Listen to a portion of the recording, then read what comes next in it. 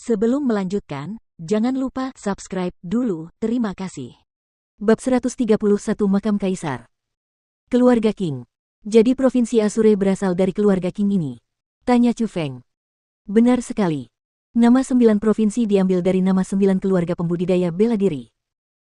Kesembilan keluarga yang berkuasa memiliki kekuatan yang sama dan mereka semua menduduki satu provinsi masing-masing dan membentuk situasi di mana tidak ada yang saling menyerang. Itu dipertahankan selama sekitar 200 tahun, tetapi semuanya berubah oleh satu kejadian yang tak terduga. Kata Su Mei. Kejadian tak terduga. Kejadian apa? Chu Feng semakin penasaran. Pada tahun itu, seorang anak laki-laki lahir di keluarga Qing.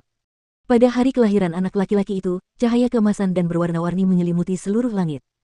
4 binatang buas yang besar melonjak dan meraung di udara dan mengguncang seluruh benua. Anak laki-laki itu cerdas secara alami. Menurut legenda, 1 bulan setelah ia lahir, ia sudah bisa berbicara. Pada bulan kedua, ia sudah bisa berdiri dan berjalan. Saat berusia 1 tahun, ia mulai mempelajari 4 seni. Ia sudah mengenal semua buku kuno di dunia pada usia 5 tahun. Kata Su Mei. Ada anak ajaib seperti itu. Chu Feng terkejut. Kecepatan pertumbuhan itu benar-benar melampaui kognisi orang normal. Itu tidak seberapa. Bagian terpenting adalah ketika anak itu berusia 7 tahun, tulang-tulangnya berada pada kondisi terbaiknya dan setara dengan fisik anak-anak normal berusia 12 tahun. Jadi, ketika dia berusia 7 tahun, dia mulai berlatih bela diri. Hal yang paling menakutkan adalah dia juga sangat mengesankan dalam kultivasi bela diri. Dia memasuki alam asal ketika dia berusia 9 tahun, alam mendalam ketika dia berusia 11 tahun, dan alam surga ketika dia berusia 13 tahun. Dia menyapu bersih 9 provinsi dan menjadikan keluarga Qing sebagai penguasa 9 provinsi. Dia sekuat itu. Memasuki alam surga pada usia 13 tahun, menyapu bersih 9 provinsi dan menyatukan benua. Chu Feng terkejut lagi. Selama ini, alam surga adalah puncak kultivasi bela diri yang dikenal. Sungguh mengerikan ketika orang itu memasukinya pada usia 13 tahun. Chu Feng berusia 15 tahun ini dan dengan kultivasi tingkat ke-8 dari alam roh, ia sudah dipandang sebagai seorang jenius oleh banyak orang. Memasuki alam surga pada usia 13 tahun terlalu mengesankan. Bahkan Chu Feng cukup tercengang karena jika dibandingkan dengan orang itu, ia hanyalah orang biasa. Kuat. Bagian kuatnya bahkan belum muncul.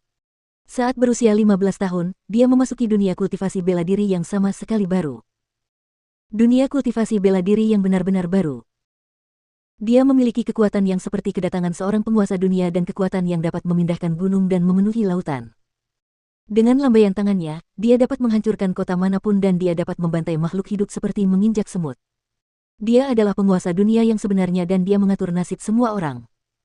Jadi, orang-orang menyebut mereka yang berada di wilayah itu sebagai penguasa bela diri. Martial Lord.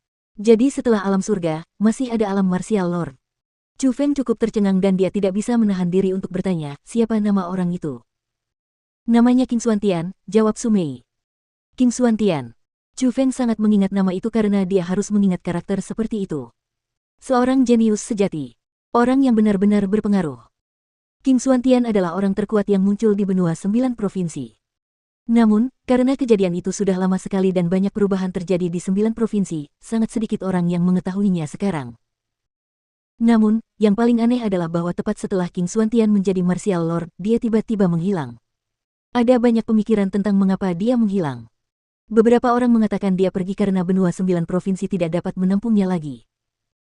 Ada juga yang mengatakan bahwa kultivasi bela dirinya bertentangan dengan surga dan melanggar aturan prinsip bela diri. Dari situ, ia menerima hukuman dari surga dan meninggal pada tahun ia menjadi penguasa bela diri. Sampai sekarang, itulah cara kematian yang paling masuk akal yang dikatakan orang. Apakah dia benar-benar mati? Orang sekuat itu mati begitu saja. Chu Feng tidak begitu percaya. Bagaimana mungkin orang sekuat itu mati karena seseorang berkata demikian? Dia memang meninggal.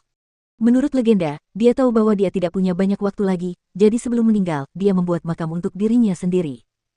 Makam itu membentang melewati setengah provinsi Asure dan dia membuat 4 pintu masuk. Nama-nama dari 4 pintu masuk itu adalah Azure Dragon, White Tiger, Vermilion Bird, dan Black Tortoise. Keempat pintu masuk ini ya. Chu Feng tercerahkan. Pada saat itu, dia tiba-tiba mengerti bahwa 2 makam jahat di pegunungan Azure Dragon dan pegunungan Vermilion Bird mungkin saling berhubungan.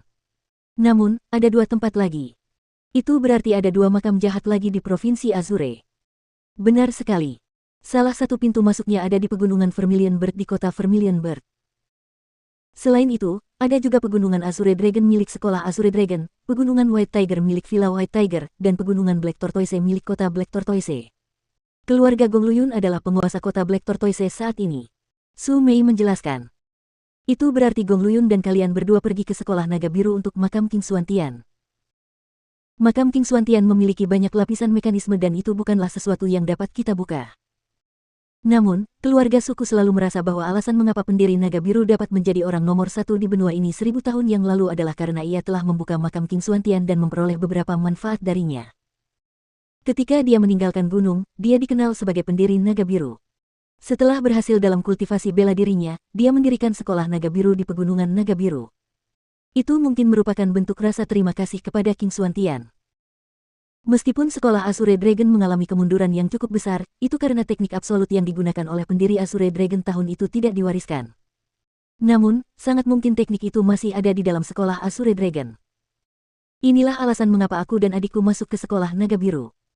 Sedangkan untuk Gongluyun, keluarga Gongnya menduduki kota kura-kura hitam dengan segala cara, jadi aku yakin dia pasti tahu sesuatu tentang ini dan tetap tinggal di sekolah naga biru karena alasan yang sama dengan kami. Su Mei mengatakan yang sebenarnya. Jadi begini, Chu Feng yang mengetahui kebenarannya sangat gembira. Dia tidak pernah menyangka bahwa ada 4 makam jahat lagi di Provinsi Azure. Dia tidak dapat menjelajahi pegunungan Azure Dragon dan pegunungan Vermilion Bird, tetapi itu tidak berarti bahwa dia tidak dapat menjelajahi 2 makam jahat lainnya. Bagaimanapun, dia mendapatkan beberapa keuntungan di pegunungan Vermilion Bird, jadi mungkin dia bisa mendapatkan keuntungan yang lebih baik di 2 makam lainnya. Ini adalah rahasia yang tidak boleh disebarluaskan. Jika sekolah Lingyun atau istana Pangeran Qilin mengetahuinya, pasti akan terjadi krisis. Bahkan mungkin akan memengaruhi dinasti Jiang. Jika monster besar itu tahu tentang ini, aku khawatir mereka akan langsung mulai bergerak dan pada saat itu, kita tidak akan mendapatkan keuntungan apapun. Su Mei mengingatkan dengan sungguh-sungguh. Jangan khawatir.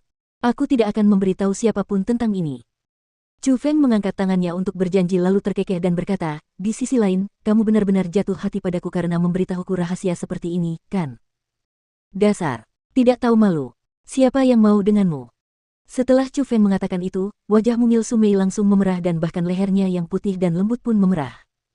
Dia mendorong pintu hingga terbuka dan berlari keluar, lalu menunjuk Chu Feng dan berkata, ini kamarmu. Kalau tidak ada apa-apa, jangan berlarian kemana-mana.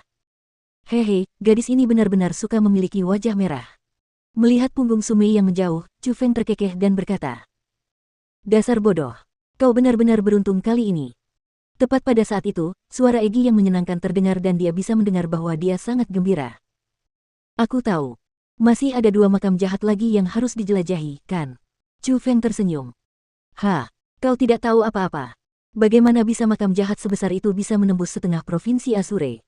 Kata Egi dengan nada meremehkan. Maksudmu? Jika keempat makam jahat ini benar-benar satu, itu pasti bukan makam jahat. Itu pasti makam kaisar.